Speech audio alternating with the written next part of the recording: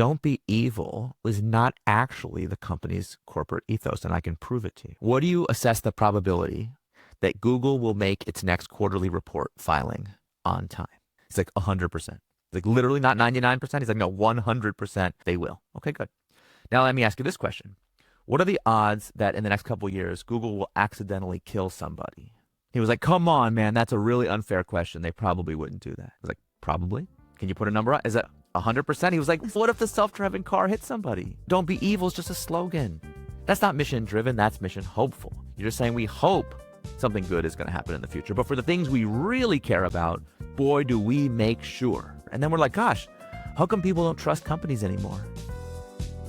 Welcome to the New Build podcast, presented by Bubble. I'm Abhinav Narayan, video producer at Bubble, and our guest for today's episode is founder, thought leader, and New York Times best-selling author Eric Ries. Listeners of this podcast might be most familiar with his book, The Lean Startup. He's launching a new book. It actually comes out today, the same day as this episode releases, and it's called Incorruptible: Why Good Companies Go Bad and How Great Companies Stay Great. In it, Eric reveals the forces that make companies vulnerable to destruction from within and without, as well as solutions that safeguard against them for the long term. And he speaks about it all today with Bubble co-founder and co-host of this podcast, Emmanuel. Stick around after for some Bubble announcements, but for now, let's go ahead and dive into Emmanuel's chat with Eric. Hey, Eric. Welcome to the show. It's been a long time we've met, actually, and very excited to have you. You were one of the first people in the investment and advisor communities that I reached out to, actually, when we were starting Bubble. And so it's pretty special to have you here today. Thank you. You very well known in the startup community for having written a book that gave a generation of founders their vocabulary. I mean, the MVP, the lean startup, pivot, all these concepts that you basically coined over the last 15 years. Yeah. And knowing where we are today, I'm curious, with the advancement of AI helping develop applications, I mean, Bubble kind of paved the way here with visual programming, but now things have accelerating even more with AI. Do you feel like the world caught up to the world you were describing, or we now in something that you did not expect? Oh, no. I think things are going exactly where I expected. I mean, obviously, I couldn't have told you exactly what was going to happen with generative LLMs, or I couldn't have predicted the rise of no code in the way that it has played out. Although the reason I was an early believer in Bubble is because I thought that trend was right on. And the reason I've been able to do a lot of cool things in the world is just because, for me, it seems very obvious from first principles that the technological revolution that we're all surfing is going to have two unending trends, that it's going to wreak havoc on society in two very particular ways that are the ways that are required for a lean startup to make any kind of sense. So I was like, if I didn't really believe these two things, I don't know why we would waste our time trying to develop management techniques to deal with them. But anyway, one is the underlying cycle time is going to accelerate. It's going to get cheaper, faster, more democratized, the access to create new things. Now, not every kind of new thing, because of course, if you think about the cost to train a foundation model is obviously very different than to use that model and deploy it. But I think generally speaking, we've gone from an era in which the idea was that capitalists would control the means of production, if you remember your Karl Marx. Yep.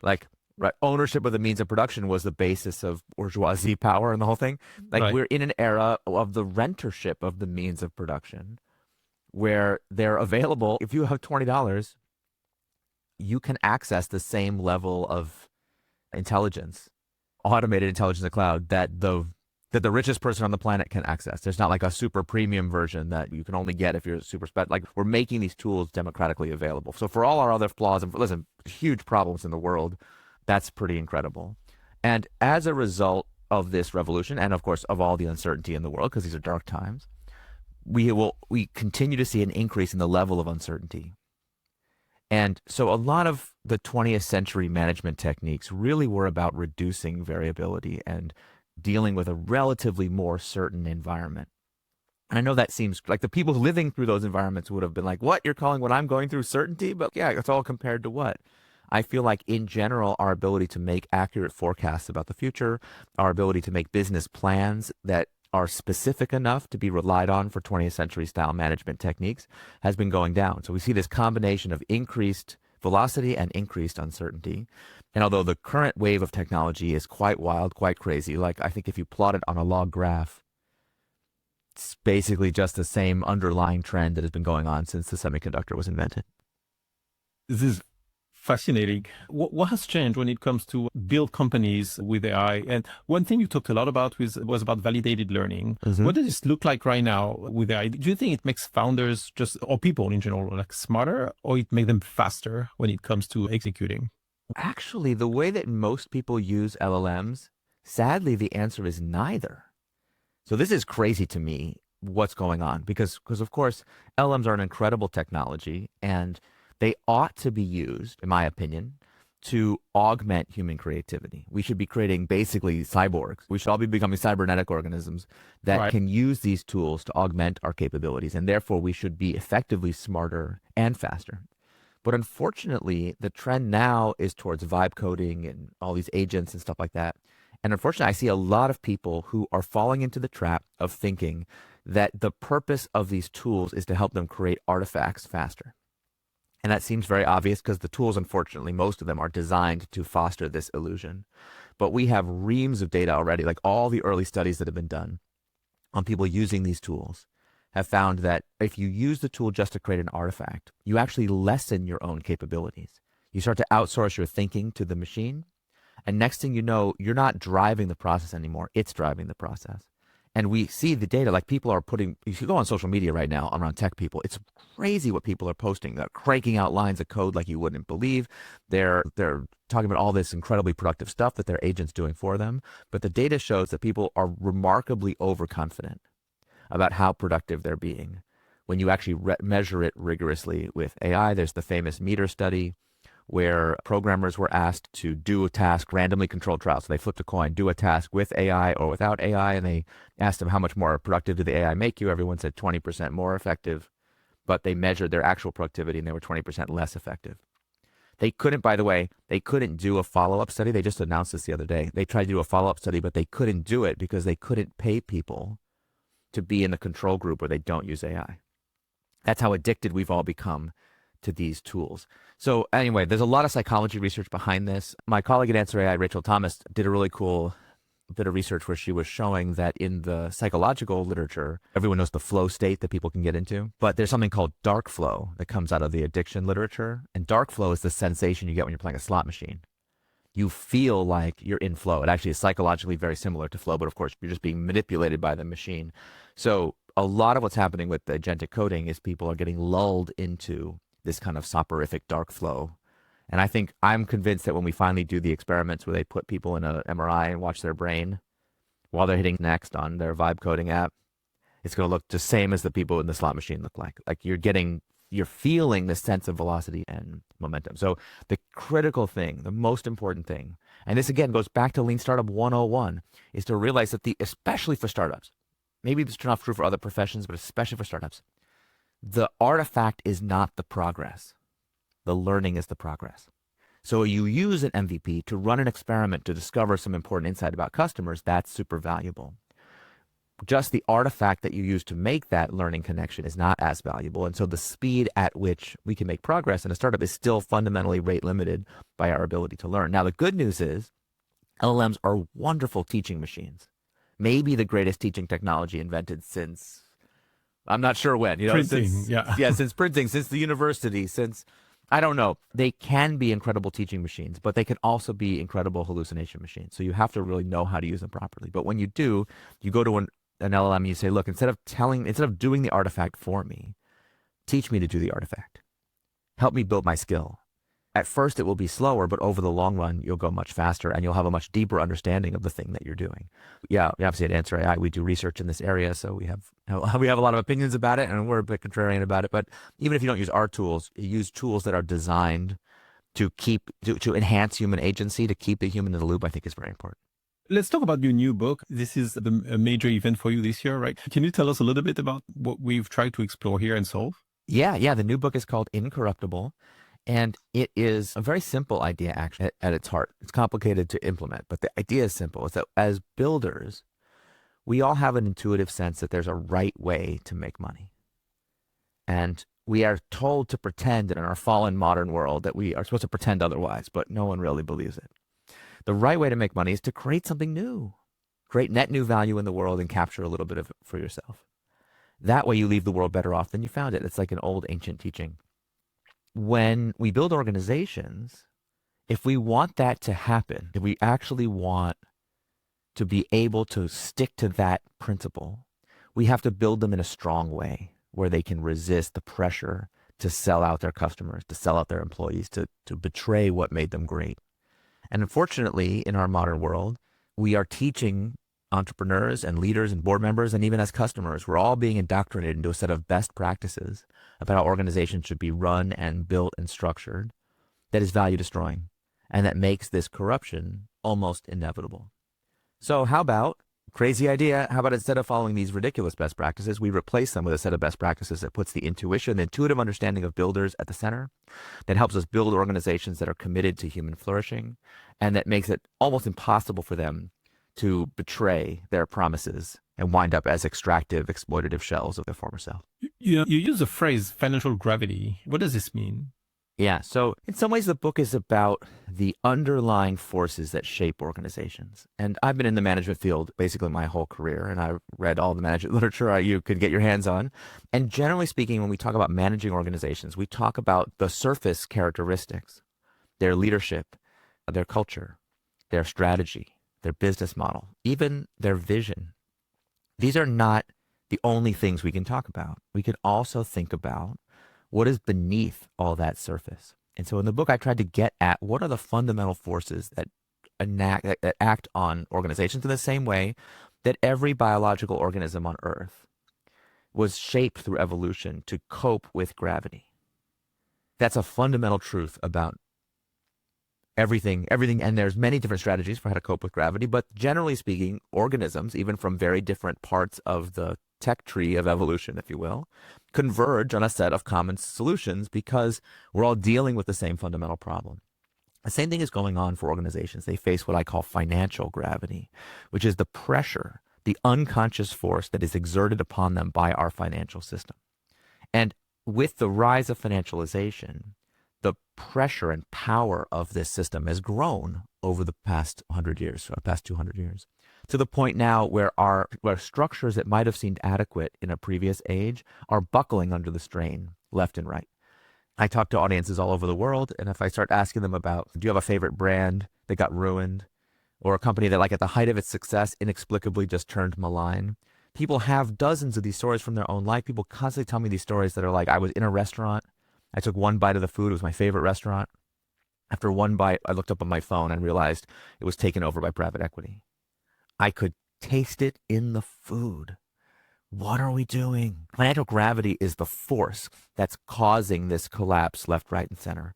And what's interesting about financial gravity, in the book I work out its principles and the fundamental laws of gravity, just like we do with physical gravity. It's really about value transmission. So whenever we have resource disparity in a society, and of course we live in a time of tremendous inequality, not just of financial inequality, but also of status and fame, anytime we have a disparate resource equilibrium where I want something from you. You ever been around someone who, like, meets a celebrity for the first time or meets a billionaire for the first time? I have. I've seen this a lot. It's gross. They're, like, so obsequious, and they're not. It's like you ask them afterwards, like, why were you kissing that guy's butt? They're like, I didn't mean to. I didn't want to. It just happened. It's an unconscious reflex we have. And if you press people on why, what do you care? I remember, I've told this story a bunch, but, like, I was an intern at Microsoft so many years ago, the old Microsoft, the Bill Gates Microsoft. And one of the perks of being an intern is you get to go to his house and meet him. And there's 200 of us interns there. And I watched the feeding frenzy when the great man emerged into the audience. And just the people were, like, magnetically sucked over to him. And they were, like, all trying to get his attention. And everyone had this idea, like, I'm just trying to say something super smart. And I was asking people, like, why? Right. Why is it so important that you say something smart to Bill Gates? He's not going to remember you. And people would be like, if I said just the right thing, he could change my life. When someone's that rich, they could just be like, you, who said that? You know what? I want you to spend the rest of your life working on that problem. Here's $1 billion. Like, they don't do it very often, but they could do it. The possibility that they could give you the thing that you most want is, we've seen those, like, medieval courts were set up like this, where just power attracts this kind of sycophancy. And we've built an economy where that is rampant everywhere. So the key to understand about this psychological mechanism is people start to change their behavior, not based on what the rich person or the powerful person or the powerful institution, what they actually want. It's whatever you think they might want. And you start to change your behavior. Now, the psychology research is very clear. When people change their behavior, eventually the change becomes internalized as a value. So gravity is a mechanism whereby people's values are changed without their knowledge. And I've watched this up close over and over again. I say, talking in the book about many of the organizations I've helped build, advised, invested in. I've watched them get surgically deboned. They used to be so idealistic and strong and vibrant. And then they become big companies. They get this disease and they become bureaucratic and often very selfish. Oftentimes, even the leaders will be like, I couldn't even get a job here if I wasn't already the founder. Like, it becomes gross. So I don't think it has to be that way. I think we've become, as founders, as builders especially, we've become frankly naive about this force. And so it keeps wrecking the things that we love. And part of my goal with the book is for us all to get more, wake up, get a lot smarter about this and start to do something about it. Can you share an example to make this a little bit more vivid of a company that started great, clear mission, good values and culture and just lost it? And not because of one particular individual or set of like a leader, but more like structural forces that caused them to get in that negative spiral. Right? Yeah. Oh, yeah. I have a chapter in the book that gives 200 years of these examples, just decade by decade by decade. And some of them are gradual, inexplicable declines, but oftentimes there is like a specific mechanism. And one of my favorites is the father of modern retail was a guy named Saul Price. He worked in San Diego, which is where I grew up. So he was like a legend growing up. And he created this company called FedMart. And Saul was a really interesting character because he was a lawyer most of his career. He didn't come to entrepreneurship till late in life. And because he was a lawyer, when he created a discount retailer, he just had this understanding that just like a lawyer has to be a fiduciary to his client, meaning you have to put the client's interest ahead of your own. If I'm a discount retailer, my customer is my client. I'm their broker. I have to put their interest ahead of mine. So he had this concept that you got to be a fiduciary to the customer. He took that super seriously. And there's all these great Saul Price stories about the crazy lengths he would go to make sure that he was always on the right side of his customers and his employees and his suppliers and everything. There's just tons of these stories. One of my favorites is his competitors hated him, obviously, because he was always undercutting them on price. He's always doing the right thing.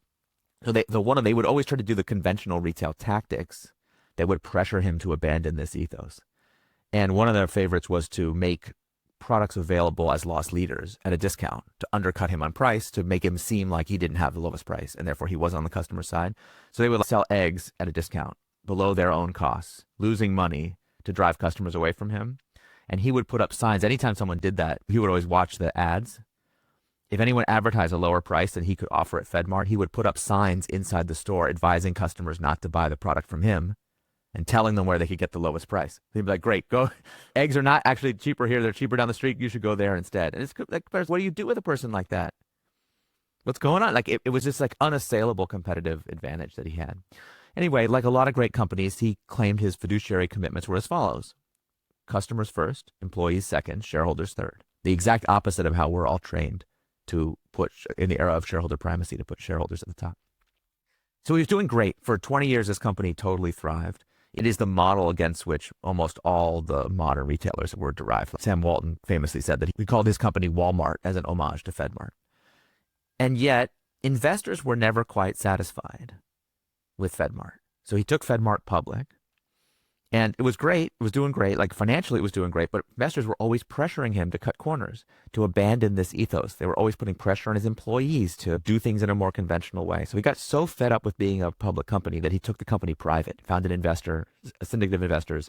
They agreed to help him take the company private. He took it private to escape this public pressure.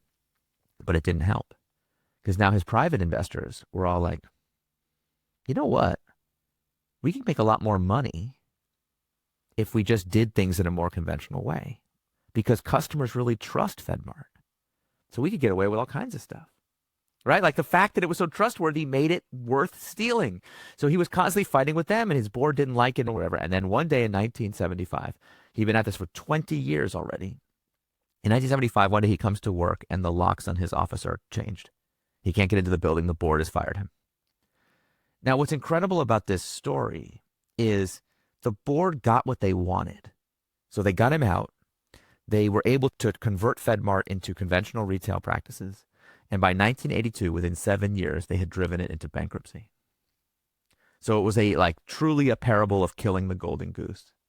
And what's even more interesting about the story is Saul Price was upset. He was pissed off. He was retirement age. He definitely could have walked away from business altogether. But he said no. He took 2 weeks off, according to his son. He took 2 weeks off. And after 2 weeks, he went back to the same building that the FedMart offices were in, and he leased the office upstairs and started the Price Club and just did it again. Just started from scratch and rebuilt all that he had lost, because he knew that the reason he could have this success was not because of his personal leadership and charisma, because he had a system. He understood something about business that his investors didn't.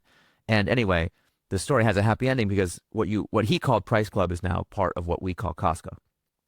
It's a long story, because he had one of his disciples was Jim Senegal, who started Costco, and Costco and Price Club merged to form the current modern Costco enterprise. Anyway, what's so interesting about it is because they had been betrayed in this very specific way, when they set up the modern Costco, they built it with what I call a governance fortress, a set of protections to prevent this from happening again. So the reason why Costco is a $400 billion company and FedMart is a long distant memory is simply because they had this ethos, and they had the skill and the courage to defend it. And we see that pattern over and over again. Companies that are built without the good intentions become malign. Companies that are built with the good intentions but without the structural protections, like they're creating this massive asset of trustworthiness that makes them a target. So of course, if you have a big unprotected asset, someone's going to try to steal it from you. Have you met human nature? That's what happens. Yeah. So we have this recurring pattern over and over again. But then sometimes you find these real outlier companies that both have an ethos and the governance structure to protect it. And those companies can last 40, 50, 80, 100 years without seeming to fall into this gravitational trap. And so the book is really, to me, it was an investigation into how does that happen? And what can we learn? How could we harness that power for ourselves? Part of this is another topic I want to talk about is governance. I think you alluded to that already. And you described that as something that shouldn't just be seen as a legal formality, but something that is more of a design problem that has deep implications. When should a founder, like most people listening to this podcast are very early stage, Bubble users, just literally starting their first version of early MVP on the platform. What do you think a founder should start thinking about this? Is it ever too early? What is practical here? Yeah, it's the same as the best time to plant a tree. If you know the old proverb, the best time was 40 years ago, but the second best time is right now. I really feel the same way about this. There's a whole section in the book called "It's Always Too Early Until It's Too Late." And this is the problem, is because the modern best practices preach the idea that once you have product market fit, once you have leverage, then you'll have the power to do the things the way that you want. Therefore, you should put things off until later. But of course, if you listen to what I was saying about the golden goose, it's put it off until later, until you've become a target. Once you're a target, that's the worst time to try to put in protections. Wait till the war starts to be prepared. Lock the barn door after the horse has already left. We're full of aphorisms and folk wisdom about this. You have to prepare in advance. And it's funny to me that this has become the best practice, because you have all these bold contrarians, especially in the venture community. I'm Mr. Bold Contrarian. They're like, oh, great. Let's do things differently. Let's really build something creative and new and exciting. They're like, I don't know, man. Right. I don't want to be too different from everybody else. I don't have a problem with it, but other investors might not like it. It's where my bold contrarians go, right? Now we have to be like everybody else. F that. No, of course, that's not the way to make any money in venture. So I think most founders, just to be super crisp about this, treat their founding documents like a building permit or an end user license agreement. Most founders I meet have never even read their own corporate charter. It's a joke that they could parody on HBO's Silicon Valley, if you remember. There's literally a scene where the guys, you don't know how your own effing company works? Right. No, most founders have never read the documents. They have no idea what it says. So what's funny about it is when I talk to founders and I say, hey, have you considered the governance implications of your founding documents? They'll be like, my what? I'm very often the very first person that's ever talked to them about it. And we're talking about people who have a mature operating company, employees and investors. I'm like, you don't know what's in the Constitution and you're the president? This is a dangerous situation. We don't want that. You need to know what it says. And as a result, they often think, when I tell them what it says, that I'm lying or that I made it up. So let's do a quick exercise. This is one I've been using for years and years. You don't have to tell me, but just as we're doing the exercise, I want you to imagine in your mind, who is the most evil company in the world? And everyone I talk to, they have someone in mind. They don't always want to say it out loud, but like they know. And I'd say, if people are like, well, you saying morally evil or what do you mean? I'm like, no. The company that no matter how much money they offered you, you would never work there. Okay, it's impossible. They couldn't get you to do it because what you do is fundamentally opposed to your values. And again, this is not about some kind of absolute morality. It's about personal values. What would you have any red line you wouldn't cross for money? And I've never, in the wider world, we know there are people that will do anything for money. But in the entrepreneurial community, I've never met anybody like this. Everybody's always, they instantly know, yeah, I would never work for that company. It's okay, great. Did you know that according to most governance experts, you yourself, in the company you've already created, have what's called a fiduciary duty to say yes to the following question. If that company, the one you most hate, the one you consider most evil, if they offered you to buy your company from you for $1 more per share than it's currently worth, you have to say yes. You have a fiduciary duty to say, people are so outraged. They're like, that can't possibly be right. One time I had a founder be like, hold on, what are they going to use the company for? What are they going to use it for after the acquisition? I was like, okay, imagine it's Philip Morris and they're going to use it to sell cigarettes to children. Does that change your answer? And they're like, hell no, I would never sell to Philip Morris. I'm like, never? Is this your signature right here on this document? Actually, you already signed it. What are you doing? So anyways, I feel like the level of ignorance we have here is profound and has to end. We have to get smart about this. And the good news is, thanks to the tireless work of a bunch of corporate governance rebels over the past 20 years, we have good solutions to these problems. So the one I'm talking about, the thing that would force you to sell a company to Philip Morris, if you make a 2-page legal filing in Delaware, you could just take that off the table. It's one of the easiest, there are a lot of hard things in this book. This is one of the easiest possible things you can do. It's called a public benefit corp conversion, a PBC. That's not the B with a circle in it that you see at the farmer's market. That's a different thing. You make this filing and boom, all of a sudden, the purpose of your company is embedded in your corporate charter. So today, most corporate charters, if you read them, it says something like the Acme Corporation is hereby incorporated to perform, and then I'll have a blank, any legal act or purpose. And the idea is, if you ask your lawyers, you say, I heard this podcast with this crazy guy. He says I should put my specific mission right into my corporate charter. They'll be like, you know what? You can do that, of course, but it's better to keep your options open.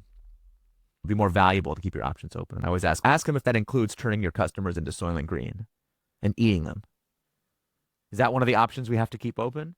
And they're like, of course we don't want to know. So can we at least write in the charter that at least we won't do that? And lawyers will be like, no, I don't think so. Keep your options open. You never know what you might need to do in the future. And then we're like, gosh, how come people don't trust companies anymore? No kidding. So what we have to do is, it's important to take options off the table. It's important to define that this company exists to do some specific thing. Unfortunately, the modern trend is in the opposite direction. So generally speaking, if you have a legal charter that says any lawful act or purpose, our modern courts and governance experts and board members all interpret that to mean that your purpose is to maximize shareholder value. It doesn't say, what's fascinating, it doesn't say maximize shareholder value anywhere in the document, and yet that's what you're committed to do. That's why you wind up having to sell the company. It's under what's called the Revlon doctrine in Delaware. So I think this state of affairs is abysmal, and we, as builders, we should refuse to participate in it. And although there are obviously policy reforms and legal changes we could make, the good news is, I want to really emphasize this, every technique that I'm mentioning, every technique in this book is something that founders, board members, leaders, even customers can use today. You don't have to wait for it's not like after the revolution this will be really useful. These are techniques that we can use today to resist financial gravity and to embed this idea of maximizing human flourishing directly into the soul of the organization. I've read you make a difference between mission-driven and mission-controlled for companies. Yes. What does that mean exactly? Can you elaborate on that? Sure, yeah. If you ask most companies if they're mission-driven, they say yes. And I call bullshit. Because we know what it looks like when a company is committed to something. Okay, I'll give you, this is an exercise I did the other day with a former Googler. Left Google after like 13 years. Loved the company. Thought it was a great company. I criticize Google all the time, but I think Google's a great company, for the record.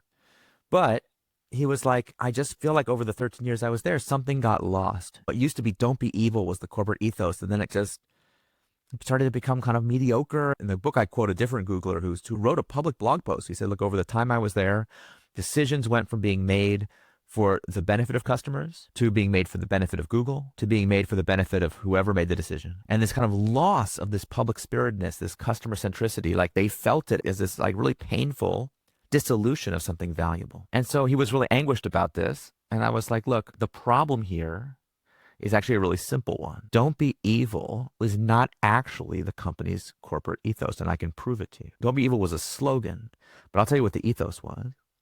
Answer me this question.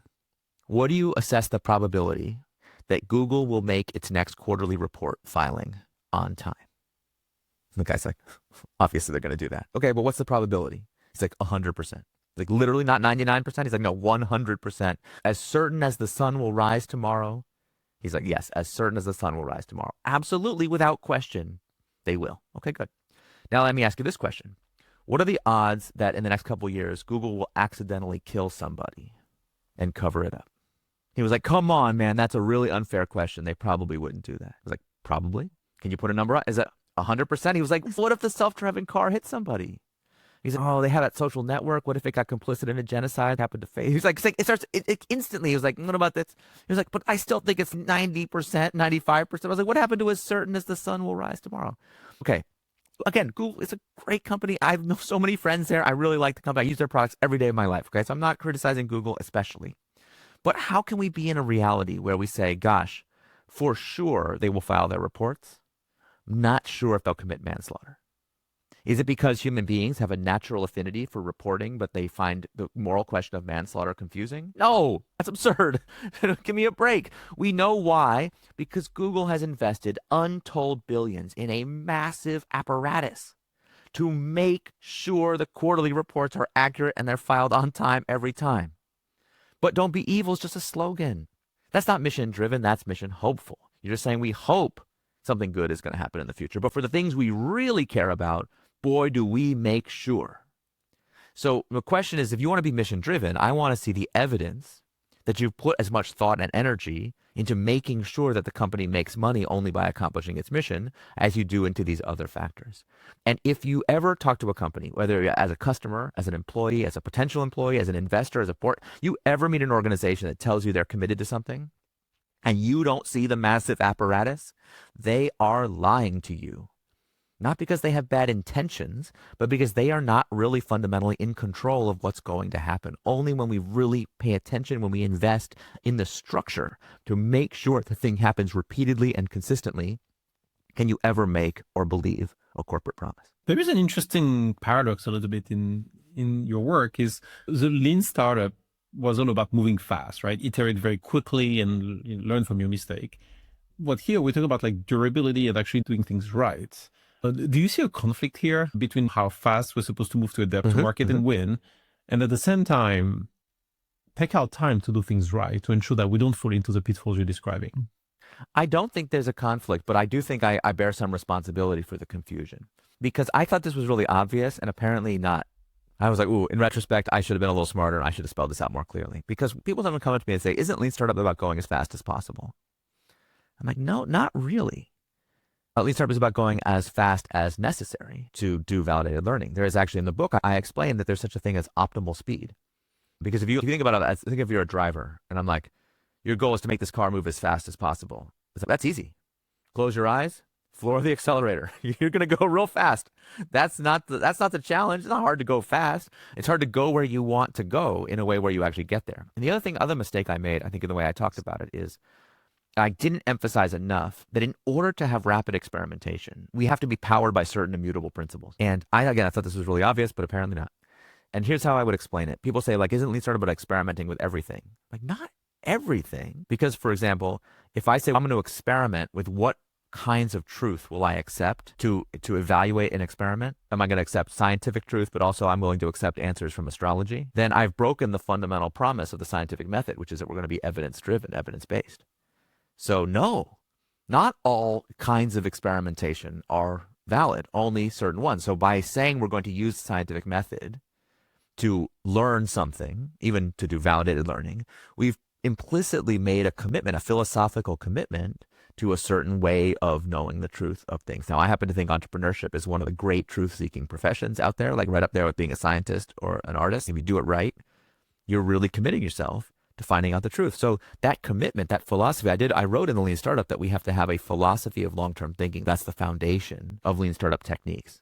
But of course, that doesn't fit very nicely on a bumper sticker, whereas MVP makes a great bumper sticker. So I think, it's understandable why people got excited about the more obvious and simple applications. But to me, I feel like, no, there's no inconsistency. This has been one very long project in my life to try to bring a more scientific and more humanistic philosophy, a different way of thinking about business into business itself. If you were to sit across from a founder, very early founder, someone who's building a bubble app today, what would be the 2-3 things when it comes to how your organization evolves, the culture, the organizational aspect of it? What would be the 2 things to watch out for? Yeah, this is not a hypothetical to me. I literally do this every day of my life. It's the great privilege of having written the Lean Startup. Is I think basically on average, I probably give one startup a day come talk to me about how to get started. Sometimes it's a bigger company asking me to help them become more innovative or something like that. But the vast majority of days feature a startup asking me for this kind of advice. So I've gotten a lot of practice at it. And the book is actually organized around the answer to your question. There's kind of 2 broad things that I call the blueprint for building a mission-driven company. The first is the path of ethos, what we've been talking about, to figure out how to create alignment of all the people and structures and resources of the company, operationally speaking. So who would you rather, the question I always ask people is, who would you rather die than betray? So some people are like, I don't want to hear about stakeholders. I don't want to hear about ESG. I'm not woke or whatever. Fine. Okay, I don't care. But who do you care about? Anybody? Just care about yourself? You only care about your investors? Every founder's, oh no, I care about my employees. I'm a friend of a founder who was like, I hate stakeholders. Don't talk to me about stakeholders. I was like, well, how do you feel about your employees? Like, literally, I would do anything for my employees. Like, okay, that sounds a bit stakeholdery to me. Like, you don't have to call it that. I don't care what you call it. It's fine.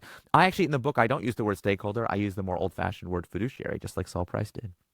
Because I want to show that there's this idea that if you're willing to put certain people before yourself, you actually put yourself on a path to becoming a more trustworthy counterparty. And that is not a vague benefit. That is a real asset that creates almost superhuman financial results.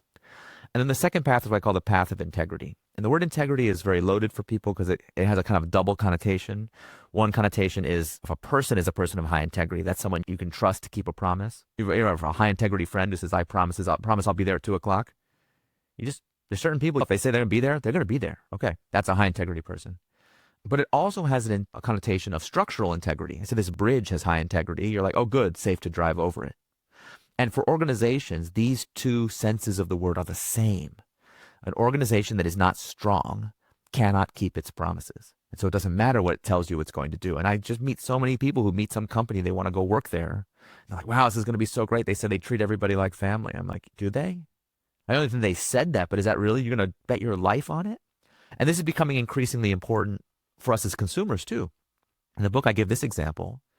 A lot of people say, God, that seems like such an exaggeration. I promise you it is not. If you swallow a pill manufactured by a for-profit company, you are literally betting your life. That company has calculated that keeping you alive is more beneficial to its shareholders than having you die. Again, this is not an exaggeration. If you read the corporate governance literature, this is viewed as an obvious fact that companies are only permitted to think about externalities, aka you and your health, insofar as that benefits their shareholders. Most normal people think that's morally abhorrent and to the level of being absurd. People are like, you can't possibly get it right. If you read the footnotes, I have all the quotes from all these experts. I assure you I am not exaggerating. They view this as plain fact. And they call it, it's interesting, this is not a law, by the way. No democratically supported legislature on the planet has ever passed a law that says this. It's so stupid. You can never get political support for what's called shareholder primacy. It was done by a very small cabal of judges, directors, lawyers, academics. And so they call it a normative consensus, that this is just not only what is happening, but what should happen. And so I always ask people, are you part of that normative consensus? If not, you need to say so. You need to stand up and be counted and just be like, no, sorry, I don't think this is right. And you can't just say it like, oh, I hope I'll have a chance to do the right thing in the future. No, you want to be mission driven, not mission hopeful. You need to write it into your corporate structures, into your charter, into your board charters. You need to put it, you need to have your directors take an oath, a pledge that they are going to do the right thing here. And anyway, I lay out exactly how to do this in the book. But anyway, those are the two general areas we have to focus on: the path of ethos and the path of integrity. Thank you. This is definitely like making me reflect on some of the decisions I've made myself, as a founder. I guess to wrap up, very simply, are you optimistic about the next generation of companies, or are you concerned or pessimistic? I'm an entrepreneur and deep in my bones, so of course I'm an optimist. I can't help it. And I feel bad actually being so optimistic because look, if you read the news, it is dark. I don't want to sugarcoat this. We are living in very dark times. And the only comfort I can take from it, honestly, is I think about what our grandparents and great grandparents had to go through. My grandparents survived World War II. Not the fun way. Just leave it at that. And I just think about how dark the world must have seemed to them. And somehow they kept the faith. And they emerged, not just my grandparents, but all of our grandparents emerged from that trauma and built a better world, like with the conviction and the shared determination to build a better world. That meant to them building a whole new range of institutions, what I call the civic infrastructure of our society, most of which was still around to this day. And they wanted their grandchildren to have a better life than they did. That's us. We are the inheritors of their foresighted genius. And the fact that the machinery that they built for us is now starting to break down because we don't know how to maintain it anymore. That's on us to get serious about this. And so my hope and my prayer is that although we are in a dark time, the next generation of entrepreneurs in particular are going to dedicate themselves to rebuilding that civic fabric and to building the new infrastructure that is needed to power our grandchildren into a world we can scarcely imagine. And one of my favorite things about this book so far is I've had people test read it. And several of them, I think I'm now up to 3 or maybe even 4 people who've read the book and reached out to me and said, reading this book, I had a business idea to do something that I wouldn't have ever previously considered that has this kind of making the world a better place connection to it. And I hope that's the beginning of a lot of people reading this and saying, oh, this is not just a moral framework. This is a practical framework. It actually helps us find business ideas that conventional best practices overlook. And it can be a source of competitive advantage, not just something we tell ourselves to make ourselves feel better about the badness that's happening in the world today. This is definitely something that will lead a lot of people listening to reflect on the decisions that they have made, they are making, or they will make shortly as they build their businesses. So thank you so much for taking the time. This was very inspiring conversation. And I genuinely hope people took more about this, because this is definitely a very important topic as we keep going in this world where a lot of crazy things happen. So thank you so much. Thank you for saying that. And yeah, thank you for being a believer in it. And congratulations on all that you've built at Bubble. It's been really an extraordinary ride. So I've been excited to get to watch it from the very beginning, and I hope a lot of people will take your example and follow in your footsteps too. Thank you. Take care. If you want to read more about Eric or find a quick link to learn more about his new book, check out our show notes. Eric also hosts a well-known podcast of his own, The Eric Ries Show, where he talks to guests including world-class technologists, thought leaders, and executives working to build profitable companies for the long-term benefit of society. If you liked this episode, if you're liking our show in general, please consider leaving us a like and a review. They really help others to find the show. Now let's go ahead and turn it over to Bubble announcements. First, if you want to build a native mobile app but aren't sure how to get started, check out some of the things our team is launching on our academy. Just last week, we released an interactive quick start course for Bubble's native mobile editor, as well as some more intermediate sections on our security course, so you can launch apps that aren't just beautiful and functional, but safe, private, and scalable too. Our team is also hosting live office hours for mobile app development every Friday for the month of May and June of this year. Around usually 2 p.m. Eastern, join community manager Fede Lorca and maybe a special guest or two to show off some building examples and help answer any questions you may have. Again, that's every Friday on Bubble's YouTube channel. Speaking of live streams, Emmanuel just hosted a live founder AMA last week. Catch the recording on YouTube.